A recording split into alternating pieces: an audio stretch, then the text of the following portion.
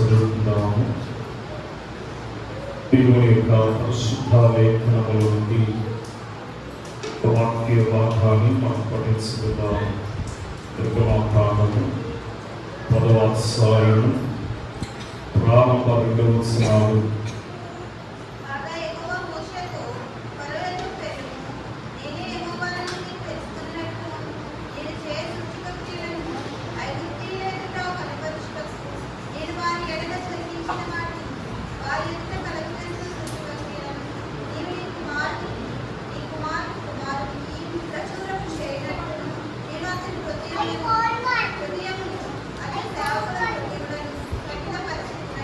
ప్రార్థన చేసుకుందాం. మహిమగల మా తండ్రి, మహోన్నతుడా, చదవబడిన వాక్యమును మేము వివరించవలసి ఉండగా వాక్య గ్రంథంలో మీరుండి మాతో మాట్లాడాలి. వాక్య వివరణ మాకు అనుగ్రహించండి ప్రభా. దినదినము దేవుని యొక్క వాక్య లేఖనములను పఠించు ఉండగా కావలసిన ధన్యత దీవెన మా పిల్లలకును అనుగ్రహించమని యేసుని శ్రేష్ఠ నామమును బట్టి ప్రథమ అడుగువచ్చు నామ తండ్రి ఆమేన్. దేవుని యొక్క మహాకృపను బట్టి ఏర్పాటు చేయబడిన ఈ ప్రార్థన కొరకు ఎక్కిరించినటువంటి మన పిల్లలకు మన ప్రభువు రక్షకుడైన యేసు క్రీస్తు యొక్క దివ్య నామమునకు శుభములు కలుగునుగాక. ఆమేన్. చదవబడిన వాక్య లేఖనములలో మనం గుర్తించినట్లయితే ఇక్కడ మనకు 2 తెగులు మనకి కనబడుతున్నవి. ఒకటి మిడతలు, రెండవది అంధకారం, చీకటి. ఈ 2 ఈ 10వ అధ్యాయంలో మనం చూస్తున్నాం. కనుక ఈ 10వ అధ్యాయాన్ని 3 భాగాలుగా విభజించవచ్చు. ఎలాగంటే ప్రారంభ 2 వచనాల్ని మరి దేవుని అద్భుత కార్యములు వారి కుమారులకు తెలుపుట అనే విషయాన్ని మనం చూస్తూ ఉంటాం. దేవుడు చేసినటువంటి అద్భుత కార్యములు. రెండవ విషయం ఏంటంటే 3 నుండి 20 వచనముల వరకు మిడతల వచ్చుట. అలాగని 21వ వచనం నుండి 29వ వచనం వరకు మనం చూస్తే మరి చీకటి అనే మాటలు మనం గమనిస్తున్నాం. ఈ అధ్యాయంలో 2 తెగుల చేత మరలా మరి ఐగుప్తీయులను మరి బాధించినట్టుగా మనం చూస్తున్నాం.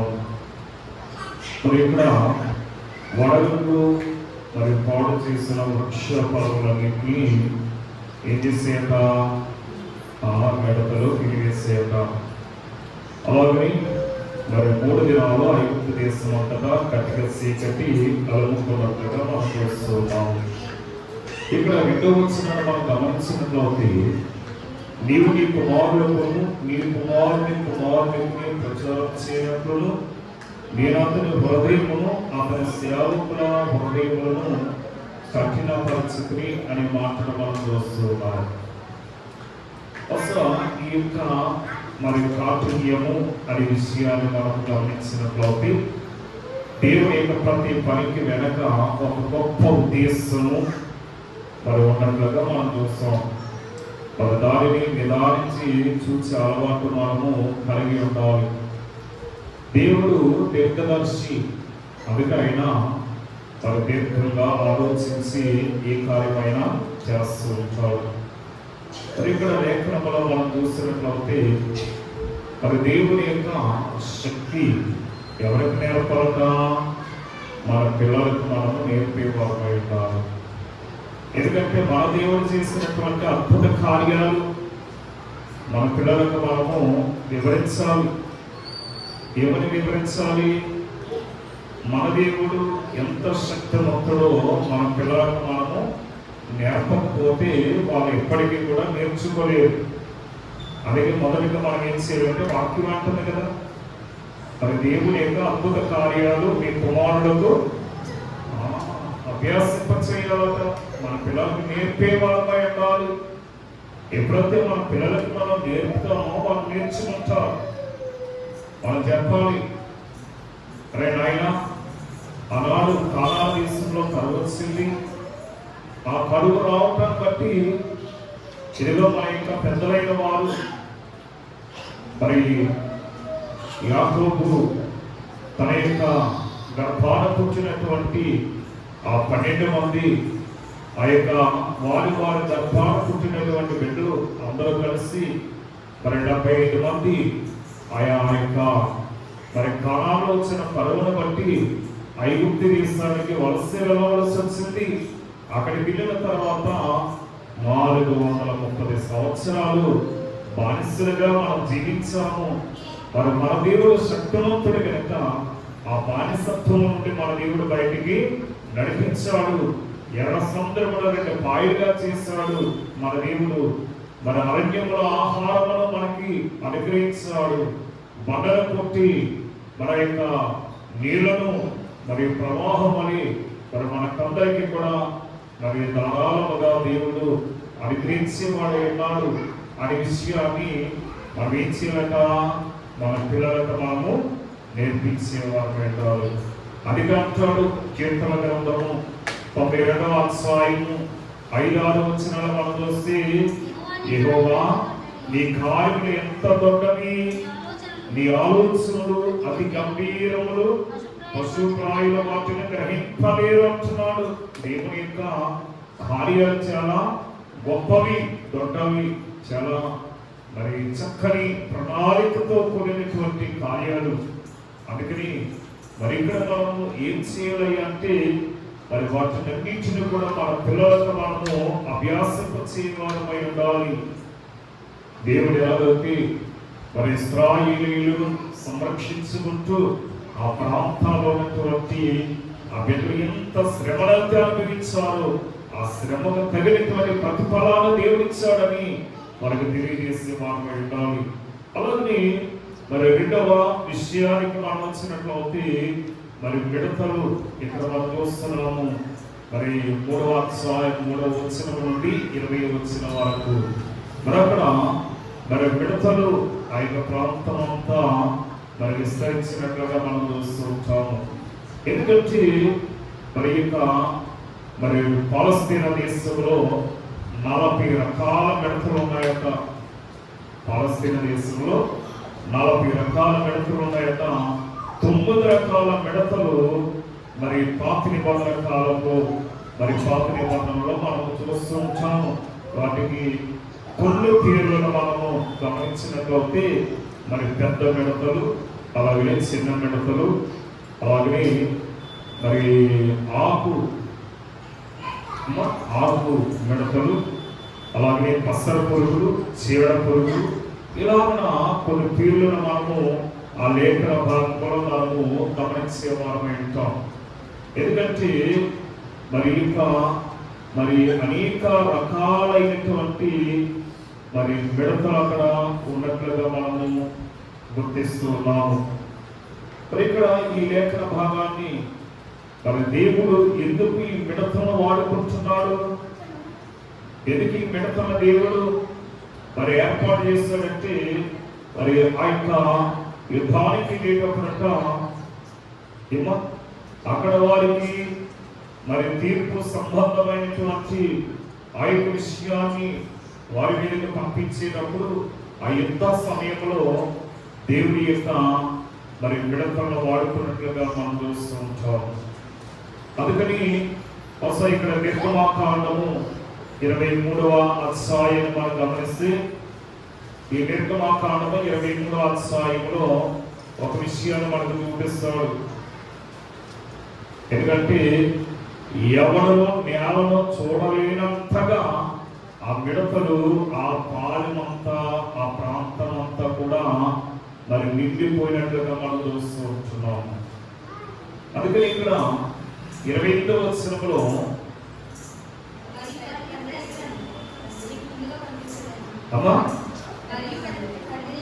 ఆ కందిరీగలను నీకు ముందుగా పంపిస్తానంటున్నాడు. కందిరీగను ముందుగా పంపించడం ఏంటి?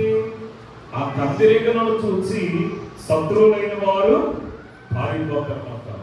ఆ కందిరీగలను చూసి అనగా వారి మీదకి వస్తున్నటువంటి ఆ యొక్క యుద్ధ వీరులైనటువంటి వారందరూ కూడా చెదిరిపోతారు అన్నమాట. కనుక మీకు ముందుగా నేను కందిరీగలను పంపిస్తానంటున్నాడు. కందిరీగలను పంపిస్తున్నాడు. అందుకని ఇక్కడ మిడతలను పంపిస్తున్నాడు. ఈ మిడతలు వచ్చాయి. ఈ మిడతలు వచ్చి వారు ఉన్నటువంటి ప్రాంతం అంతా కూడా ఆ మిడతలతో నిండిపోయినట్లుగా మనం చూస్తున్నాం. అదే విషయాన్ని మరి ద్వితీయోపదేశ కాండము 7వ అధ్యాయము 20వ వచనాన్ని మనం గుర్తించినట్లయితే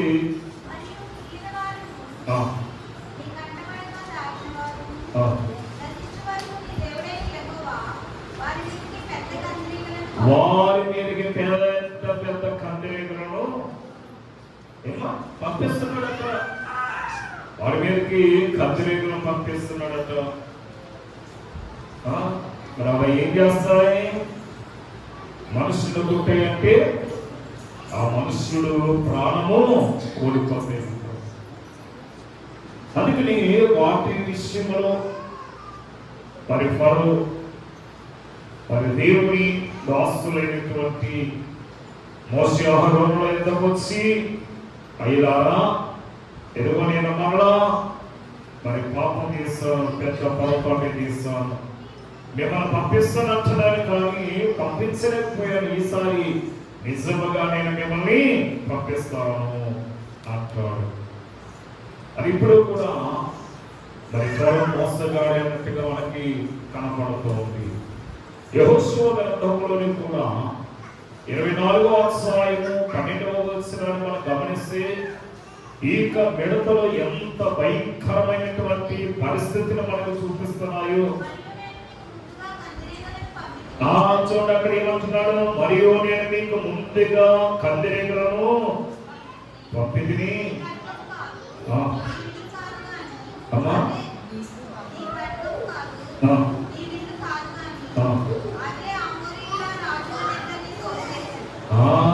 మీరు మరి మీ ఖడ్గంతో మీరు తోలివేయటం కాదు, అలాగనే మీరు వేస్తున్నట్టు ఇంకా బాణాలు వాటిని చూసి శత్రువులకు భయపడేవారు కానీ 20 కందిరీగలను చూసి వారు భయపడి వెళ్ళిపోయారట. అందుకని దేవుడట ఇశ్రాయేలీయులకు ముందుగా ఏం పంపించాడు? కందిరీగలను పంపించాడు. అది ఫరో హృదయము మరంతకంతగా ఏమవుతుందట? కాఠిన్యం అవుతుంది, కఠినమైపోతుంది. మనం నిన్నటి దినాలు మనం చూస్తాము.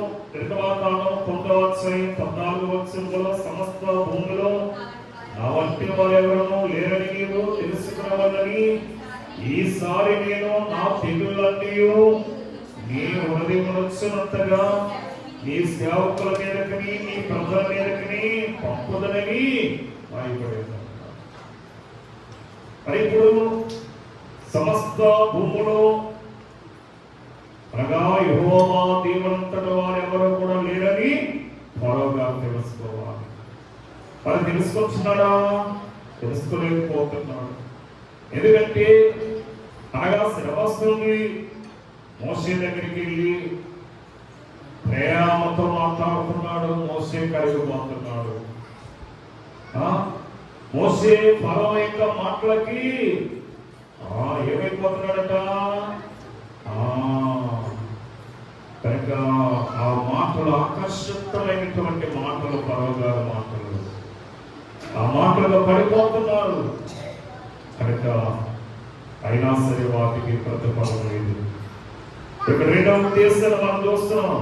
జరిగిన గొప్ప కార్యములను ఎంచినట కుమారుడు కనగా ఆ తరతరములకు దేవుని యొక్క గొప్ప శక్తిని వారికి తెలియపరచాలి.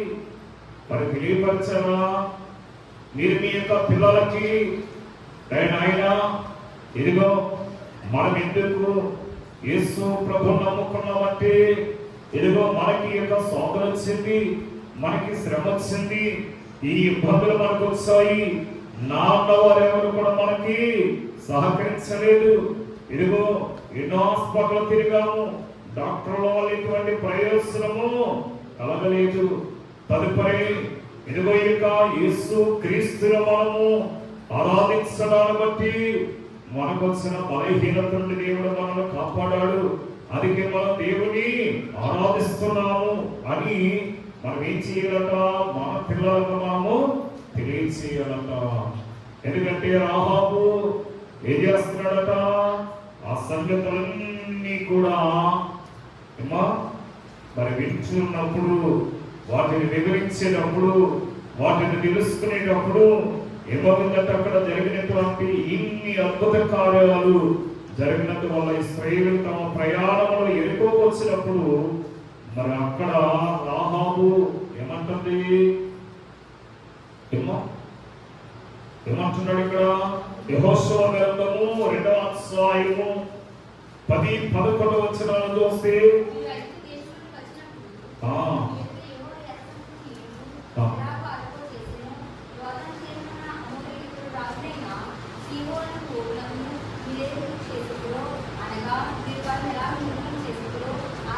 ఆ సంగతి మేము వింటిమి, మేము వినినప్పుడు మా గుండెలు కరిగిపోయిను. మీ దేవుడైన యెహోవా పైన ఆకాశమందును కింద భూమి అందును దేవుడే మీదట ఏ మనుషులకైనను ధైర్యం మాత్రము ఉండదు అని అది సాక్ష్యం ఇచ్చిందట. మరి దీనిని బట్టి మా జీవితంలో కొన్ని పర్యాయములు జరగవలసినవి ఆలస్యమైన దేవుని ఏర్పాటును ఉద్దేశమును నిదానించి చూసి గ్రహించవలను కానీ అపార్థము చేసుకోకూడదు. చాలా మంది ఏం చేస్తారట? ఏమో అపార్థములు తీసుకునేవారు ఉన్నారు. ఇదిగో మేము దేవుని అడిగాము, దేవుడు మాకేమి ఇచ్చాడు, దేవుడు మాకేం చేస్తాడు అనేవారు ఉన్నారు. అందుకని ఇటువంటి వారి కొరకే దేవుడట ఏం పంపిస్తున్నాడు? ముందుగా ఆయన ఆజ్ఞాపించగా మిడతలు ముందు బయలుదేరాయి. అదే యెషయా గ్రంథము 7వ అధ్యాయము 18-19 వచనాలు మనం గమనిస్తే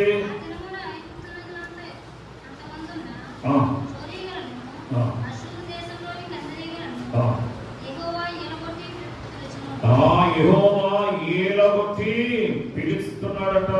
యెహోవా ఏలేసి పిలవగానే అవన్నీ కూడా దండి కింద వచ్చి పడ్డాయట. అక్కడికి చదువుదా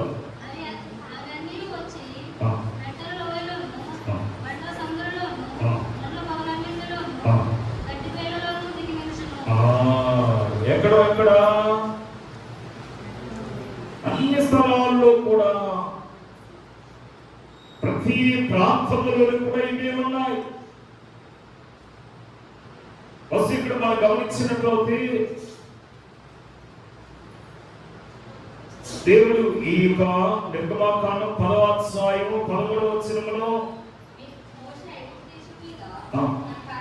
తన కర్రను చాపగా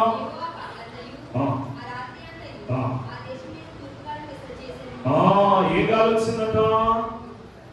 ఆ తూర్పు గాలికి మిడతలు వచ్చేస్తాయట. తూర్పు గాలి కలగజేస్తాడట.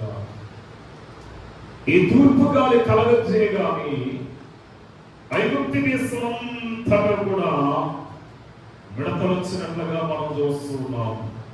19వ వచనంలో అంటాడు, అప్పుడు యెహోవా గాలిని తిప్పి మహాబలమైన పడమటి గాలిని విసరజేయగా అది ఆ మిడతలను ఉంచుకుని పోయి ఎర్ర సముద్రంలో పడవేస్తున్నట్టున్నాడు. అది ఇంకా చరిత్రను మనం చూస్తున్నాం. ఈ మిడతలు విపరీతముగా యొక్క ప్రాంతమంతా నింపబడేటప్పుడట ఫరో రాజు స్థిమితము లేక ఎక్కడికి వచ్చాడు? ఇప్పుడు మోషే అహరోనుల యొద్దకు వచ్చి, అయ్యారా ఇదిగో మిమ్మల్ని పంపిస్తాను, కనుక మీరు వెళ్ళండి అన్నాడు. అన్నాడు అనలేదా? అన్నాడు. మరి అక్కడ మనం గమనించినట్లయితే ఒక మాటను మనం చూస్తున్నాము, మీ పురుషులైన వారు వెళ్ళండి, ఆ స్త్రీలు పిల్లలు ఆగిపోండి అన్నాడు ఒకసారి. తర్వాత మరలా ఏమంటున్నాడు?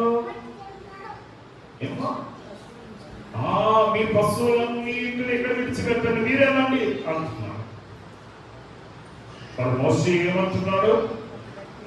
మా పిల్లలు కానీ మా పశువులు కానీ ఇంకా ఐగుప్తు దేశంలో ఒక్క డెక్కైనా సరే మేము విడిచిపెట్టాం. మా దేవుడని యెహోవాకు మేము పండుగలు ఆచరించడానికి మేమందరం కూడా వెళ్ళాలి. దేవుడు తన కార్యం నిమిత్తము తూర్పు గాలిని పడమటి గాలిని వాడుకున్నట్లుగా మనం చూస్తున్నాం. ఎందుకంటే నిర్గమాకాండము 14వ అధ్యాయము 21వ వచనంలో కూడా యెహోవా ఆ రాత్రి అంతయు బలమైన తూర్పు గాలి చేత సముద్రమును తొలగించి దానిని ఆరిన నేలగా చేస్తును అని మాటను మనం చూస్తాం. అక్కడే గాలి వచ్చిందట, తూర్పు గాలి. ఇక్కడే గాలి వచ్చింది, తూర్పు గాలి. ఇక్కడ తూర్పు గాలికి ఏమో మిడతలు వచ్చాయి, అక్కడ తూర్పు గాలికి ఏమో సముద్రము చీలికైపోయింది, ఆరిన నేల అయిపోయింది. మోషే ఆ కర్ర పట్టుకుని ఆ యొక్క సముద్రమును కొట్టినప్పుడు 2 పాయలు ఉంది. మరి ఆ యొక్క గాలి రప్పించగానే ఏమైపోయిందట? తూర్పు గాలికి ఆరిన నేల అయిపోయినట్లుగా మనం చూస్తున్నాం. అది దైవత్సముడు కూడా కీర్తనలో చక్కని కీర్తన మనకి అనుగ్రహించిన వారే ఉన్నారు.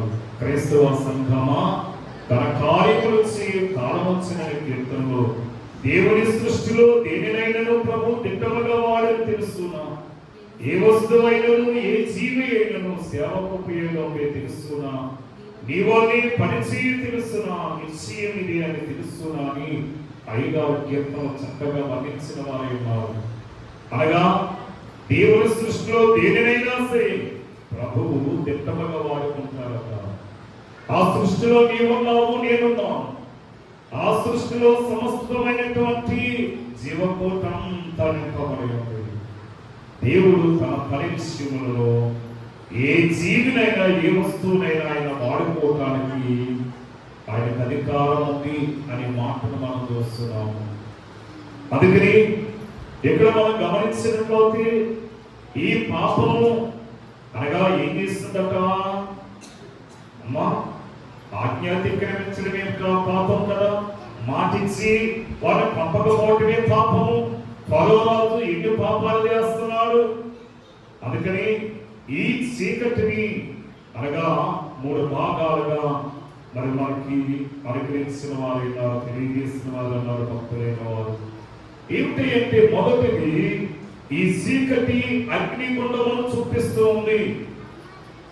చీకటి అగ్నిగుండమును చూపిస్తుంది. మత్తయి సువార్త 22వ అధ్యాయం 13వ వచనాన్ని మనం గమనిస్తే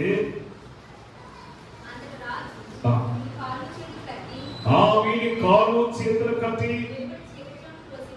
అమ్మా వెలుపట చీకటిలోనికి త్రోసివేడి, వీరిని వెలుపట చీకటిలోనికి త్రోసివేడి. అక్కడ ఏడుపులు పండ్లు కొరకటి ఉంటున్నాడు. అమ్మా వీరిని కాళ్ళు చేతులు కట్టివేసి ఎక్కడ పడేయాలట? చీకటిలో పడవేయాలట. ఏమో ఇక్కడ గాఢంధకారము. ఎందుకంటే ఈ తప్పుడు బోధలు చేసేవారకట, ఈ దుర్బోధలు చేసేవారకట, ఈ మోసకరమైనటువంటి బోధలు చేసేవారు కొనకట ఏమో ఈ గాఢంధకారమును భద్రపరిచించాడట దేవుడు. అందుకని వారు కాళ్ళు చేతులు కట్టివేసి అక్కడ పడవేంటి, అక్కడ ఏడుపులు పండ్లు కొరకపై ఉందని మాటను మనం చూస్తున్నాం. నిజమే అయ్యగారు, కాయలు కొట్టవచ్చు అంటే కొట్టండి అన్నవాళ్ళు లేరా? ఉన్నారు. ఈ తాళు కట్టించవచ్చా అంటే కట్టండి, ఏం పర్వాలేదు అన్నవాళ్ళు ఉన్నారు. అయ్యగారు ఈ కార్యం చేయొచ్చు అంటే చేయండి అన్నవాళ్ళు ఉన్నారు. అందుకని ఈ మరి తిమోతికి రాసిన పత్రికలు మనం చదువుకుంటాం. అయితే కడవరి దినాల్లో కొందరు అబద్ధికులు వేషధారుల వల్లను మోసపరచు ఆత్మల యందును దెయ్యముల బోధల యందును పలువరిని మోసపరచని మాటను మనం చూస్తున్నాము.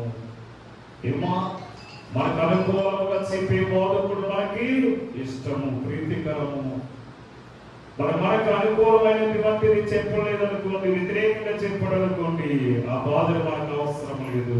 ఆయన మాట వినవలసిన పని లేదు మనకి. యోధా పత్రికలో 13వ వచనంలో ఒక మాట ఉంది.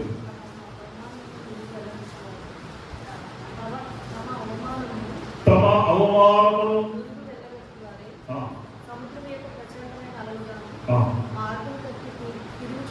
మార్గం తప్పి తిరుగు చుక్కలుగాను ఉన్నారట.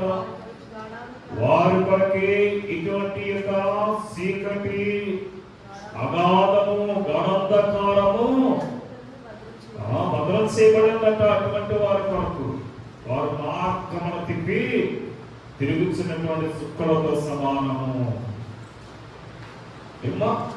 అటువంటి వారు మనకి చాలా, వారి మాటలు చాలా రుచిగా ఉంటాయి. వాళ్ళ మనకి చాలా ప్రీతిగా కనబడతారు. వారు పాడే పాటలు మనకి చాలా రుచికరముగా ఉంటాయి. కానీ వారు సత్య మార్గాన్ని తిప్పివేసేవారై ఉన్నారు. వారి కొరకే ఈ చీకటి. రెండవది, మొదటిది చీకటి అగ్నిగుండములు చూపిస్తే, రెండవది చీకటి పాప లోకములో పోల్చబడి ఉందట. ఈ చీకటి ఈ పాపపు లోకమును పోల్చబడి ఉంది అంటున్నాడు.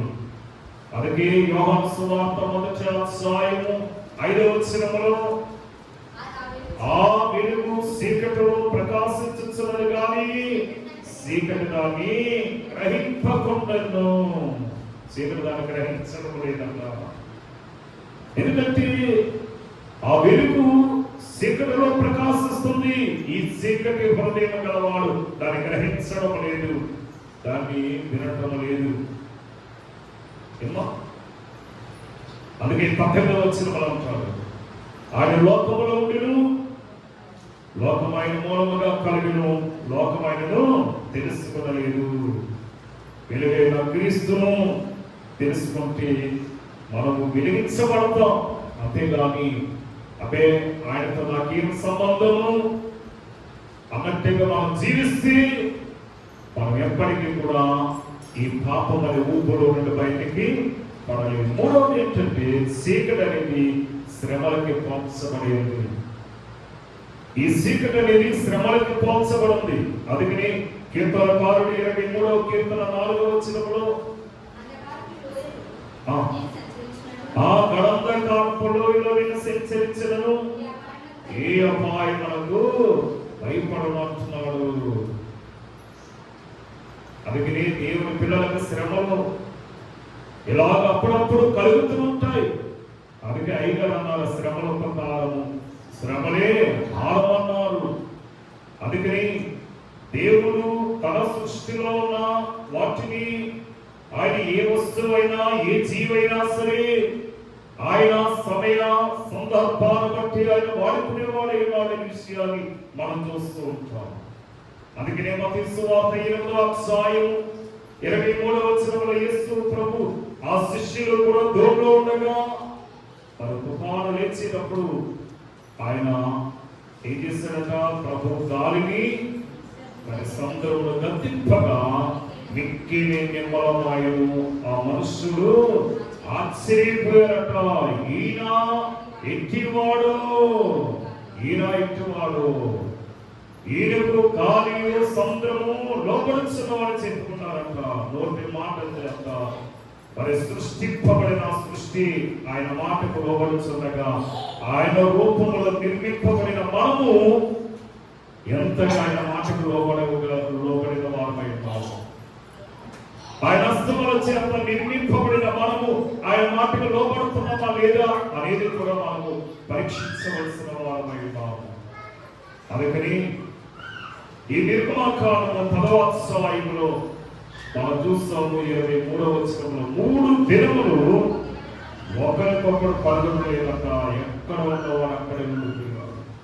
3 దినాల ఆహారం లేదు, తిండి తిప్పలు లేవు, నిద్రాహారములు లేవు.